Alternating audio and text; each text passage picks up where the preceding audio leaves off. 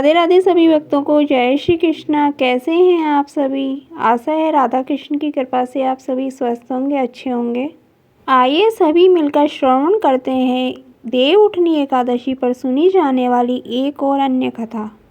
कथा के अनुसार एक राजा था, उसके राज्य में प्रजा सुखी थी। एकादशी को कोई भी अन्न नहीं बेचता था, सभी फलाहार करते थे। एक दिन भगवान ने राजा की परीक्षा लेनी चाहिए। भगवान ने एक सुंदरी का रूप धारण किया तथा सड़क पर बैठ गए। तभी राजा उधर से निकले और सुंदरी को देख चकित रह गए।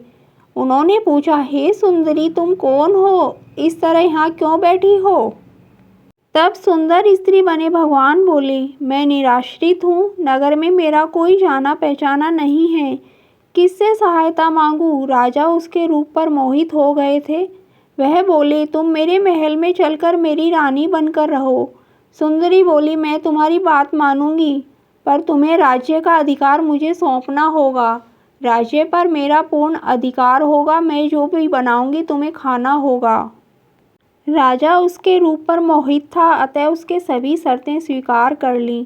अगले दिन एकादशी थी। रानी ने हुक्म दिया कि बाजारों में अन्य दिनों की तरह अन्न बेचा जाए।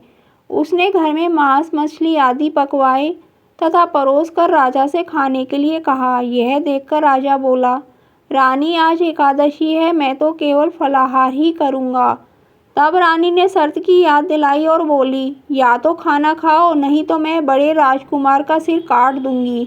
राजा ने अपनी स्थिति बड़ी रानी से कही तो बड़ी रानी बोली, महाराज, धर्म न छोड़े, बड़े राजकुमार का सिर दे दें। पुत्र तो फिर मिल जाएगा, पर धर्म नहीं मिलेगा। इसी दौरान बड़ा राजकुमार खेलकर आ गया। माँ की आंखों में आंसू देखकर वह रोने का कारण पूछने लगा तो माँ ने उसे सारी वस्तु स्थिति बता दी। तब वह बोला, मैं सिर देने के लिए तैयार हूँ, पिताजी के धर्म की रक्षा होगी, जरूर होगी। राजा दुखी मन से राजकुमार का सिर देने को तैयार हुआ तो रानी के रूप से भगवान विष्णु ने प्रकट होकर असली बात बताई।